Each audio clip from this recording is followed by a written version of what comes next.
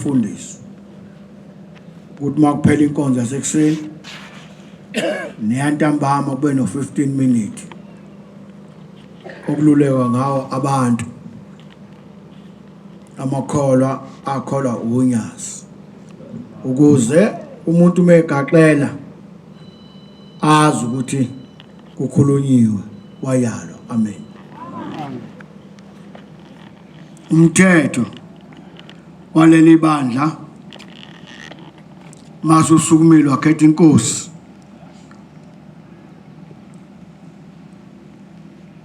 awuyigqoka ingubo emhlophe, uyigqoka ngamzukwana ungena emanzini ubuye emfuleni sogqoka ingubo emhlophe ogama lawo kuthiwa umNazaretha. Amen. Masuyigqokile le ngubo kade ubhabhadiswa afunani kuphela insuku ezu7 ungabikanga ekhaya. Thinina abalapha ekhaya kwashoza ngibona uNkulunkulu ngaphenduka ngamkhetha. Le ngubo akuyona yokudlala eyonqoba lapha ekhaya. Amen. Amen. UbuNazaretha ngendlela buyabikwa ekhaya hlangothi zonke. Amen. Kholo kuleli bandla uNkulunkulu mekukhumbulile wagcotshwa abasekho abaphathi khona bamakhosazana kuphela. uNkulunkulu mekukhumbulile wagcotshwa waba ngumshumayeli. Uyabubika ubushumayeli ekhaya ube ngomkhokheli ubike. Phinde uNkulunkulu akukhumbule ugcotshwe ube ngumvangeli ububike ubuvangeli ekhaya. Phinde uNkulunkulu akukhumbule ube ngumfundisi uyabubika ubufundisi ekhaya. Amen. Amen. Aphinde uNkulunkulu akukhumbule usungumshumayeli kuphoqa ukuthi ibandla unyazo lokugcobele lona ulemukele nalo ibandla likwemukela nalesenza lapha emhlabeni. Makuthiwa umshumayeli hamba umemeza isonto ufike uphume la uhlezi khona ume ethempelini lasezulwini uthi sontweni liyelivuka ibandla lasemoyeni lize kuwe. Kodwa uma ukuthi alumukelanga ibandla uthi sontweni uzukhathale bese bekubuza abangaphakathi ukuthi walemukela nebandla emhlabeni uthoda uzangu lemukela bese kuthiwa etshela izingane zakho zikumukelele ibandla nebandla likwemukele. Amen. Ukumukela ibandla akuwona umdlalo akusona futhi isitayela kodwa kuyinkolo yanganene kwethuna neyangaphesheya kwethuna. Amen. Ikhona inkonzo elahlekile ebandleni. Eyokuqala inhlonipho, abantu abasahloniphani, abantu abasahloniphi. Eyesibili inkonzo engasekho ebandleni eyentethelelo yokuthethelelana. Uthola ukuthi ikholwa likhulumisa elinye ikholwa kuze kuphela unyaka omunye kuze kufika insuku zokufa.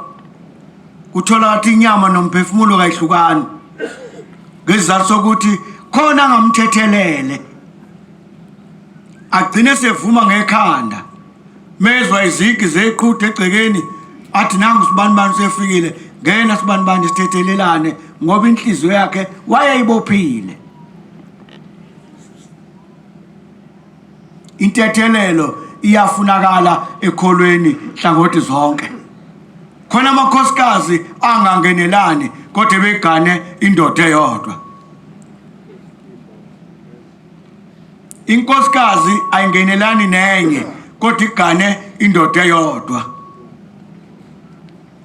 Nendoda igcina ingasazi ukuthi izophuma ibheke ngapi. Indoda maya unkosikazi omncane ihamba ikhokhoba, maya unkosikazi omdala ihamba ikhokhoba ngoba inenkinga iganwe ibhubesi noma iganwe amabhubesi amabili. Lona le ndoda ihlobo luni mayihlulwa izingane zayo ekhaya, amakhosikazi ayo ekhaya izofika ithini phezu kwamakhola. Izokwazi imtshela ngoba kukhona inkinga enkulu, khona ukufa. Indoda uyithola indoda ukuthi ithathe incwadi yomshado yabhalisa unkosikazi omncane ngencwadi yomshado, unkosikazi omdala akanayo incwadi yomshado. Uthola unkosikazi omdala akaziwa, kwazi unkosikazi omncane ngokuhlala ehamba nayo eyigadile. Upho omdala. Lo mdala upho umnako bakwazi ukuhlala bobabili nomnako bachobana intwala. Nakhule ekhaya kukhona umamkhulu uMajiyane, kukhona uma uzala uMandimande. Kodwa inkinga enkulu oma babechobana. Futhi uma washelo umamkhulu emshelela ubaba.